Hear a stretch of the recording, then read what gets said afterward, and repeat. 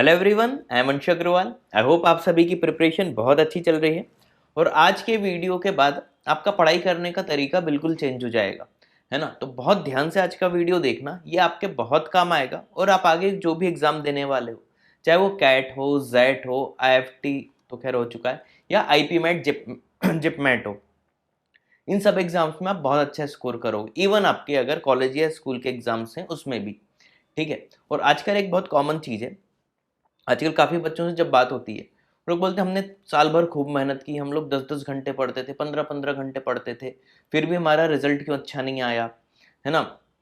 हमने दूसरे बच्चे से कंपैरिजन में बहुत ज़्यादा मेहनत की थी, उसके बाद भी हमारा कुछ स्कोर नहीं आया। ऐसा काफ़ी एनालिसिस करने के बाद, काफ़ी दिनों से ये सब जो मैं देख रहा था, है ना, इसके बाद एक चीज़ मेरे जो मन में आई थी वो आपसे शेयर करना चाहता हूँ।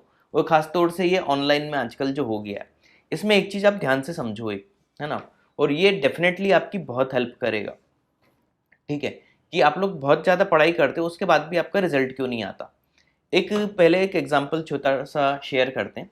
मान लो कि जैसे मुझे स्विमिंग नहीं आती, ठीक है, ये वाला एग्जांपल आपने सुना भी होगा, फिर भी एक बार और सुनते हैं। मान लेते हैं मुझे नहीं आती, वैसे भी नहीं आती, ठीक है। अब क्या है, मान लो मैं यूट्यूब पे बहुत सारे ट्यूटोरियल देख लूँ कि स्विमिंग कैसे करते हैं, स्विमिंग कैसे करते हैं, है ना। या मान लो मुझे कार चलानी नहीं आती, अब मैं यूट्यूब पे उसके बहुत सारे ट्यूटोरियल देख लूँ कि कार कैसे चलाते हैं, तो बहुत सारे एक्सपर्ट्स मिल जाएंगे, वो ABC का नॉलेज दे देंगे, एक्सीलेटर, ब्रेक और क्लच, है ना। फिर मैं एक एक वीडियो को 10-10 बार देख लूँगा और बहुत जो अच्छी कार ड्राइव करता होगा उसकी वीडियो देख लूँगा, है ना। फिर मुझे समझ में आ जाएगा कि ABC का क्या मतलब होता है ना। अब मैं सोचूंगा कि मुझे कार चलाना आ गई, ठीक है। अब क्या मैं जब कार चलाने जाऊंगा तो क्या मैं कार चला लूंगा? नहीं चला पाऊंगा ना, क्यों? क्योंकि मैंने अभी तक उस पर प्रैक्टिस ही नहीं की थी। ऐसा थोड़ी कि यूट्यूब में मैंने 50 वीडियो देख लिए और है ना, अब मैं सब कुछ सीख गया, मेरे दिमाग में बैठ गया ABC का कंसेप्ट, और अब मैं जाके कार चला लूँ। कार चलाने के लिए मुझे क्या करना पड़ेगा? प्रैक्टिस करनी पड़ेगी। और जब बहुत बार प्रैक्टिस कर लूँगा तब जाके परफेक्शन आएगा। नॉर्मली ये होता है ना, पहले खाली ग्राउंड में चलाते हैं, है ना। जब अच्छे से हाथ साफ होने लगते हैं धीरे धीरे, तब धीरे धीरे पहले कम भीड़ वाले इलाके में निकालते हैं, फिर ज़्यादा क्राउड वाले इलाके में निकाल के तब जाके परफेक्शन आता है। पढ़ाई का भी थोड़ा बहुत ऐसे समझ लो, है ना। आप लोगों को क्या लगता है कि आपने कोई भी बुक खरीदी या कोई भी ऑफलाइन या ऑनलाइन क्लास की, आपको कोर्स मिल गया, है ना। अब हमारे कोर्स में मैंने एक इसमें एक अच्छी चीज़ भी की हुई है, हमारा जो वीडियो कोर्स है वो आखिरी में बताऊंगा, पहले ये वाली चीज़ समझ लो। अब आपने क्या किया, लाइक अभी जैसे मैंने रिसेंटली कैट का एक सॉल्यूशन अपलोड किया है ना, कैट स्लॉट 3 जो था, क्योंकि सुना था कि स्लॉट 3 का पेपर काफ़ी टफ था, उसका सॉल्यूशन अपलोड किया है। आईपी मैट या जेट के भी प्रीवियस ईयर के काफ़ी हैं, है ना। अब आप लोग क्या करोगे, वो सॉल्यूशन देखोगे, आपको सॉल्यूशन देख के लगेगा यार ये क्वेश्चन तो बहुत इजी था, ये तो मैं आराम से कर सकता था या आराम से मैं कर सकती थी, है ना। सॉल्यूशन देखने के बाद आपको सब कुछ आसान लगेगा, है ना। चाहे मेरे देखो या किसी और फैकल्टी के भी देखो, आपको सब कुछ आसान लगेगा। अब आउट ऑफ मान लो 20 क्वेश्चन आते हैं, 25 आते हैं, है ना, 4 या 5 6 क्वेश्चन छोड़ के आपसे सब कुछ बनेंगे। आपको क्या लगेगा, अरे ये तो खूब आसान है, कैट में तो मैं 100 परसेंटाइल ले आऊंगा या ले आऊंगी, या 90+परसेंटाइल तो कहीं नहीं गए, इतना ईजी आता है कैट। मेरे पास ऐसे काफ़ी कमेंट भी आते हैं कि बोलते हैं कि सर ये तो कैट का स्टैंडर्ड ही नहीं लग रहा, या ये तो आईपी मैट जेड का स्टैंडर्ड ही नहीं लग रहा।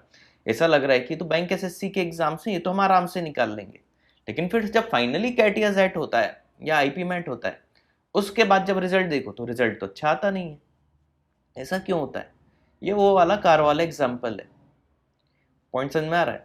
आपने यूट्यूब पे तो खूब देख लिया कि ABC वाला नॉलेज और ये क्वेश्चन ऐसे करें। और आजकल क्या हो गया है, खासतौर से यूट्यूब है उसमें, हम लोग शॉर्ट ट्रिक के पीछे कुछ ज़्यादा ही पड़ गए, है ना। लाइक मान लो मुझे 25 का स्क्वायर निकालना है, तो हम यूट्यूब पे ढूंढने लगेंगे कि बेस्ट ट्रिक क्या है, 25 का स्क्वायर हम ओरल निकाल लें। फिर कोई ट्रिक बता देगा कि वो 2 को 3 से मल्टीप्लाई कर दो 6 आ जाएगा, और आगे 25 लगा दो तो 625 स्क्वायर हो जाएगा, है ना। इसी बहाने चलो एक ट्रिक बता दी मैंने आपको। या 45 का निकालना है, तो 45 में 4 आता है, 4 में 5 का मल्टीप्लाई कर दो 20 आ जाएगा, आगे 25 लगा दो तो 2025 हो जाएगा, और आप बहुत खुश हो जाओगे, है ना। अभी भी हो गए होंगे कई बच्चे तो जिनको नहीं पता होगा। लेकिन ध्यान से सोचो, ये जो मैंने अभी ट्रिक बताई है, इससे आपने क्या ही कर दिया, है ना। अब कैट जैसे एग्जाम में ये ट्रिक आपके काम आएगी, इनकेस अगर आई भी तो कैलकुलेशन फास्ट करने में आएगी, है ना। इस ट्रिक से आपका दिमाग कुछ नहीं बढ़ा है। पॉइंट समझ में आ रही। या किसी भी टॉपिक की जब हम लोग शॉर्ट ट्रिक या कोई भी वीडियो में शॉर्ट ट्रिक बताता है, शॉर्ट ट्रिक आपके बेसिक फंडे क्लियर करता ही नहीं है ना। तो मेरा पर्सनल मानना है, इसलिए ध्यान देना, जब मैं शॉर्ट ट्रिक के वीडियो भी बनाता हूँ उसमें उसका डेरिवेशन भी बता देता हूँ साथ साथ में, या वीडियो कोर्स में तो पूरा डेरिवेशन ही बताता हूँ, बाद में शॉर्ट ट्रिक बोलता हूँ याद कर लो। क्योंकि डेरिवेशन इसलिए जरूरी होता है ताकि हमारे बेसिक कंसेप्ट क्लियर हो। पॉइंट समझ में आ रहा है। तो जबरन के बहुत सारे जो वीडियो आजकल हम लोग देखने लगे ना, इससे क्या हो रहा है, हम लोग हमारी पढ़ाई नहीं कर रहे हैं जिससे हमें करनी चाहिए। Are you getting my point. तो आपको पढ़ाई करने पे ध्यान देना है, आपको अपने कंसेप्ट बढ़ाने, ठीक है। अब जैसे आपने मेरे सॉल्यूशन या किसी के भी सॉल्यूशन पूरे देख लिए, आपसे सब क्वेश्चन सॉल्यूशन देखने के बाद बने, है ना, तो बाद में तो सभी से बन जाएगा। अब मेन चीज आपको ये देखनी है कि आपसे खुद से पहले से कितने बन रहे थे। पॉइंट समझ में आया अब जो मैं इतनी देर से बोल रहा हूं। तो पढ़ाई जब भी करो, है ना, कायदे की बात अब आ रही है आफ्टर 6 मिनट्स। पढ़ाई में आप ये कोशिश किया करो कि मैक्सिमम नंबर ऑफ क्वेश्चंस आप सॉल्व करो, ना कि आपने जिस भी फैकल्टी या जिस भी इंस्टीट्यूट या जो भी बुक सॉल्व कर रहे हो उसके सॉल्यूशन देख के अगर आपसे क्वेश्चन बन रहे हैं तो वो कोई बड़ी बात नहीं है। क्योंकि अगर आप हम लोग बार बार सॉल्यूशन देख देख के हम लोग क्वेश्चन सॉल्व कर रहे हैं, है ना, बार बार हम यही कर रहे हैं, तो हम हमारा दिमाग यूज नहीं कर रहे हैं। लाइक मान लो आपने मेरा कोर्स लिया, 10 क्वेश्चन है उसमें मान लेते हैं, ठीक है। अब अगर 10 के 10 क्वेश्चन में आपने मेरा सॉल्यूशन देख लिया, है ना, फिर वो आपसे क्वेश्चन बन गए, तो वो 10 में आपका दिमाग यूज ही नहीं हुआ है, वो 10 क्वेश्चन में आपने मेरा दिमाग यूज किया है। पॉइंट समझ में आ रहा है। हाँ, तरीका क्या होता है कि 10 में से अगर हम जब क्वेश्चन सॉल्व कर रहे हैं किसी एक पॉइंट पे आके अटक गए, वहां पे आप सॉल्यूशन देख लो कि यहाँ पे कैसे कर सकते थे, है ना। तो इस तरीके से पढ़ाई की जाती है। तो मैक्सिमम नंबर ऑफ टाइम्स आपको कोशिश करनी कि नंबर ऑफ क्वेश्चंस जो है वो आपको खुद सॉल्व करने हैं, उसके बाद सॉल्यूशन देखना है, तुरंत नहीं देख लेना है। और जब भी सॉल्यूशन देखो उस क्वेश्चन को, पर्टिकुलर क्वेश्चन को कम से कम 2 to 3 टाइम से सॉल्व करो, और फिर भी ना बने तब सॉल्यूशन देखो। तो एक चीज यकीन रखो, जैसे मान लो अभी आपने कोई क्वेश्चन किया, तुरंत अगर उसका सॉल्यूशन देख लिया तो आप 4 दिन बाद वो सॉल्यूशन भूल जाओगे, लिख के ले लो। अभी हमने कोई भी क्वेश्चन देखा, तुरंत उसका सॉल्यूशन देख लिया, 4 दिन बाद हम, या मुश्किल से 1 हफ्ते 10 दिन बाद भूल जाएंगे।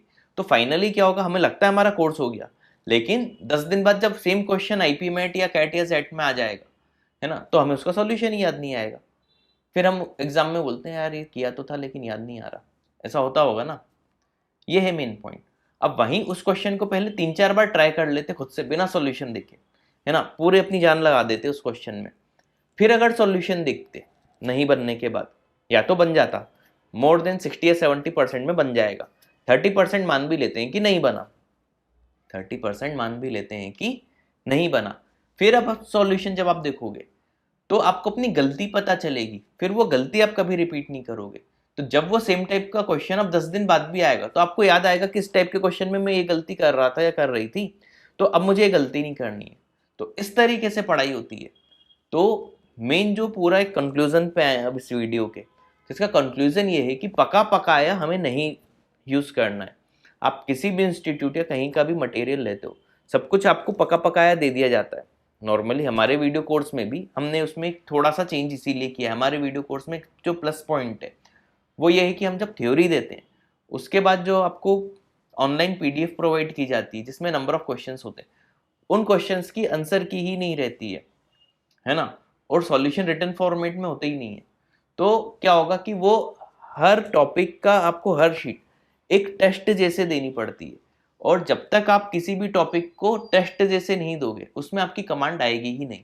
इसीलिए हमारे यहाँ से जो कोर्स होता है इसमें मैथ्स और एलआरडीआई की बात करें, इंग्लिश तो हम लोग ऐसे देते नहीं है, तो मैथ्स और एलआरडीआई के सेक्शन में बच्चों के काफ़ी अच्छे परसेंटाइल आ जाते हैं। उसका रीज़न ही यही है कि बच्चे मैक्सिमम क्वेश्चन खुद से सॉल्व करते हैं, और फिर सॉल्यूशन का एक अलग वीडियो होता है ना।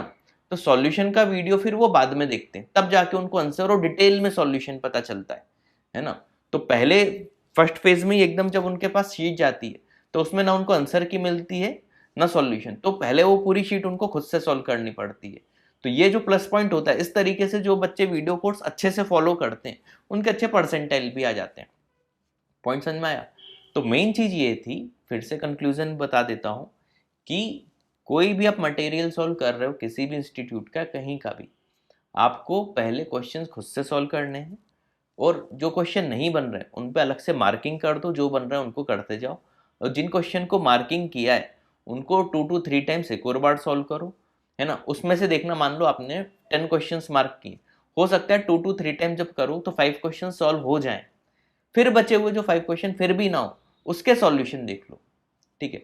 फिर 2-3 दिन बाद वो जो बचे हुए 5 क्वेश्चन जो नहीं बने थे उनको एक बार फिर खुद से ट्राई करो, फिर अगर वो बनने लगे तो फिर आपसे बनने लगेंगे। इस तरीके से पढ़ाई की जाती है, ठीक है। तो उम्मीद है वीडियो पसंद आया होगा। Thanks for watching this video.